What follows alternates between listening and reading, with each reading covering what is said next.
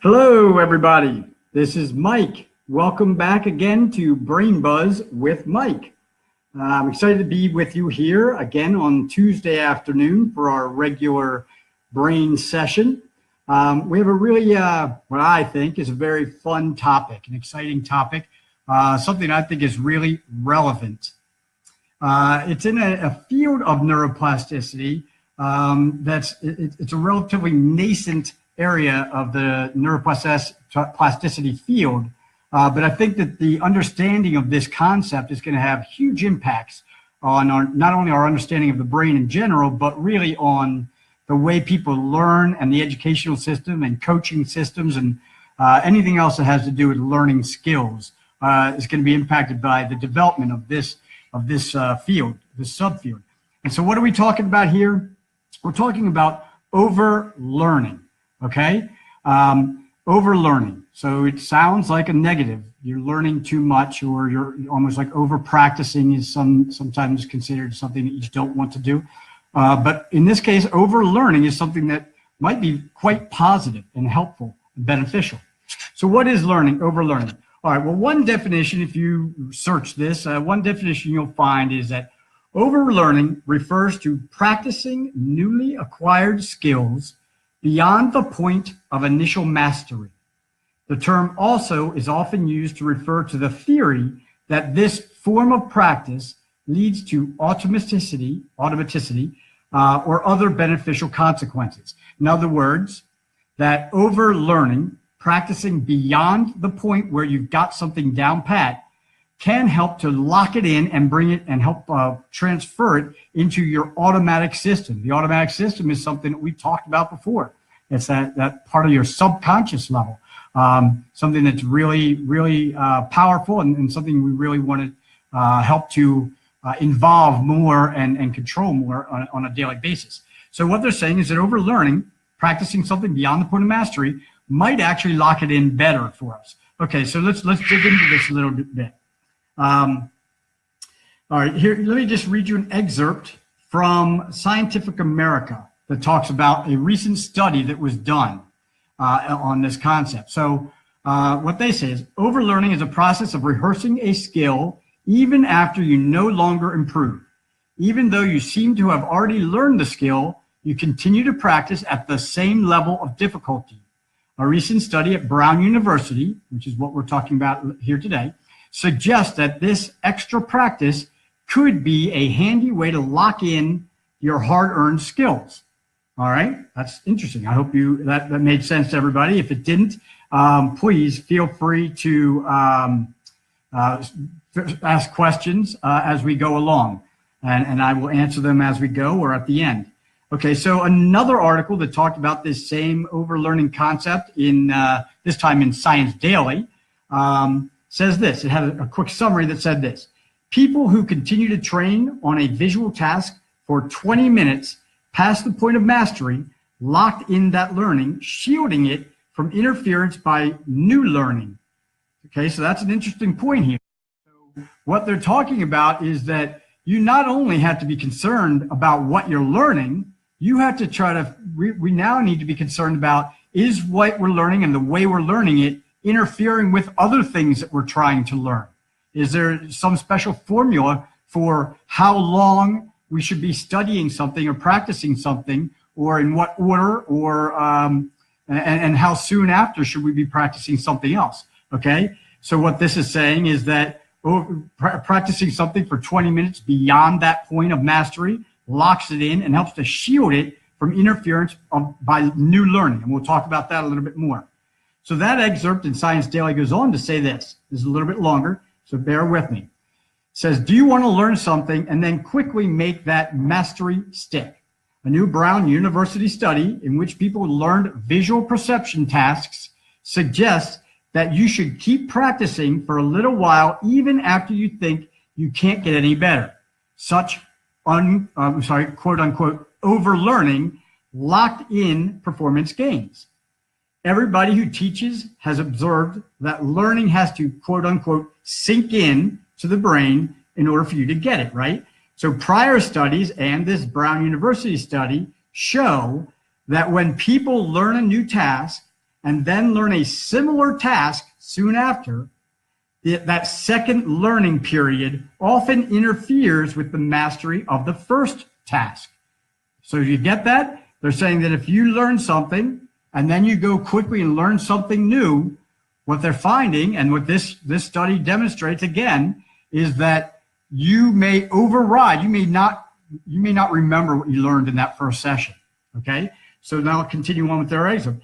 This new study shows that overlearning prevents against such interference, cementing the learning so well and quickly, in fact, that the opposite kind of interference happens instead. Okay, so now we got to be concerned about something else. So now what they're saying is, if you overlearn, you not only lock it in and prevent something you might learn after that from interfering with it, but by overlearning, you might actually need to take a break before you learn something new, because what you learned in that first instance might override or interfere with trying to learn something else too soon after. And we'll go into it a little bit deeper and explain why that is, or what they found anyway.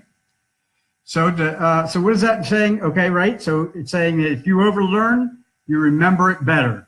But by doing that, you might prevent yourself from being able to learn something else new too soon, quickly after. All right, so what's going on? Okay, so there's two neurochemicals that we need to kind of have a general understanding of here. So remember, neurochemicals, neurotransmitters, are those chemicals in your brain that get released through an electrochemical reaction, and that's essentially how your brain works. You know, there's electrical reactions, you release neurotransmitters, and those neurotransmitters affect the process of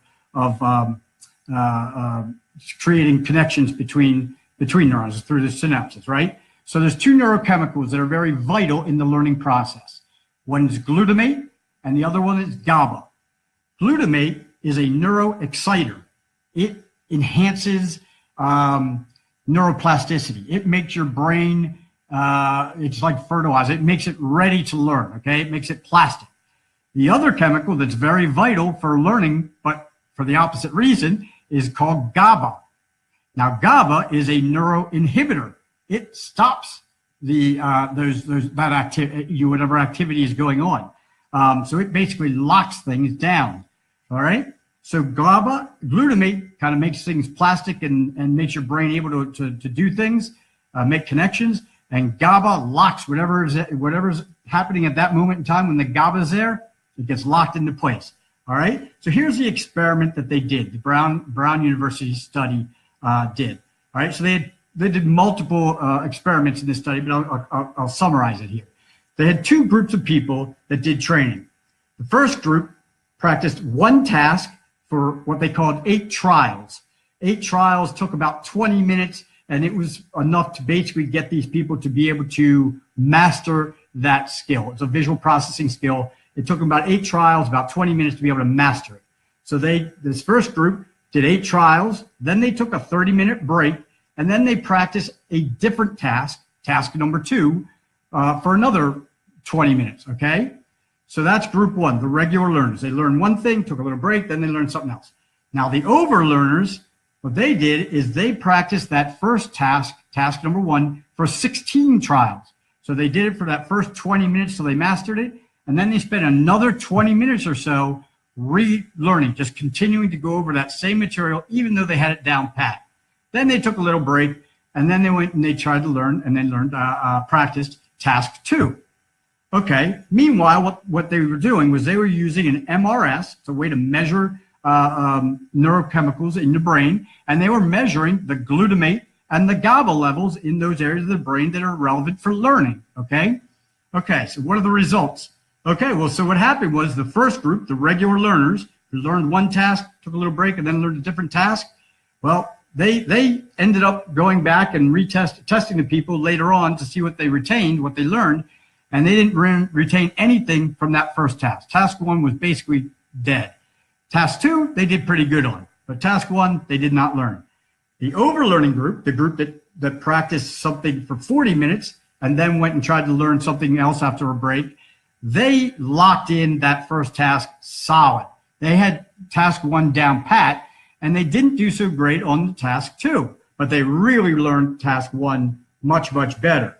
So basically what they've discovered, what they've deduced, is that by learning something, the GABA, the glutamate, gets released when you start learning, and it increases throughout that period of learning.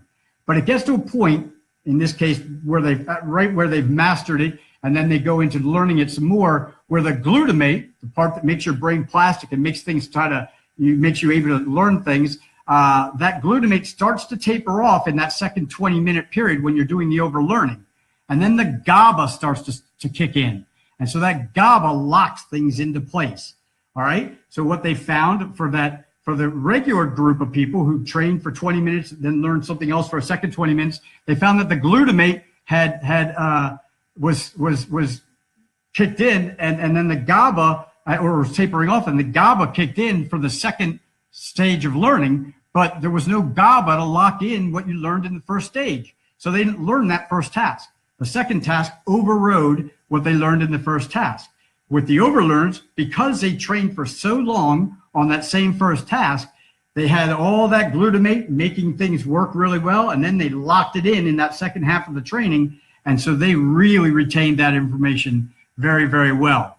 Okay, so that's kind of what they found. Now, what they also found, obviously, there is that those overlearners, those people that practiced that first task and then took a little break and then re-practiced that first task, that GABA locked it all into place. When they went back and tried to learn a second task, they weren't able to retain it very well. What they found through this study is that you really need a longer break. Once that GABA kicks in and locks things down, it takes a little while for the glutamate to build back up. What they found is 3.5 hours in this case for that GABA to build back up to where you're able to learn something new again. Okay, so what are the conclusions of this study?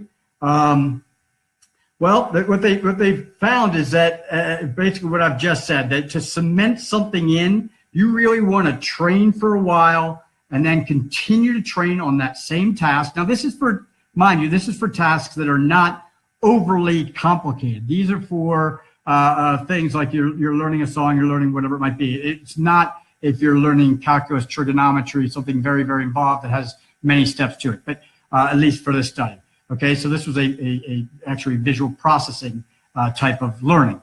Okay, but in any event, what they found is that if you want to learn something, you train for it, and then you take a little break, and then you continue to practice it, and then after that, you might want to take a little longer break before you're going to try to learn anything kind of similar. All right. So my takeaways, right? So what do I take out of this?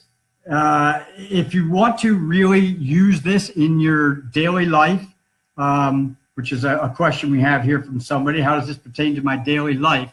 I would say that the best way to do that is to if you're trying to learn a song, if you're trying to learn music, if you're trying to learn a move, in an athletic move, the best way to do it is to learn that one thing and practice it for a long time, and then even after you've got it down, you keep practicing that same thing. Then if you want to go and you want to learn something else, you're going to need to take a longer break before you learn something else that's similar. You can go, they think you can go learn something that's not really similar, but if you want to learn something similar, you need to take a decent break. I'll give you an example of how I've applied this in my daily life. As you may know, I coach wrestling on the side, and one thing that I've found is that some coaches like to teach a lot of moves in a practice. And what they do, they'll teach a move, and then they'll go and they'll teach another move, and they might teach 8 or 10 moves in one practice. I really find that if you're gonna do something, maybe one move, maybe 2 moves or 3 moves max that you would teach in a practice.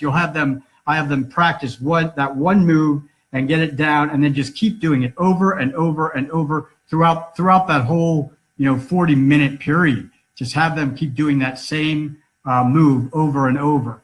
And what it's doing is really getting it down and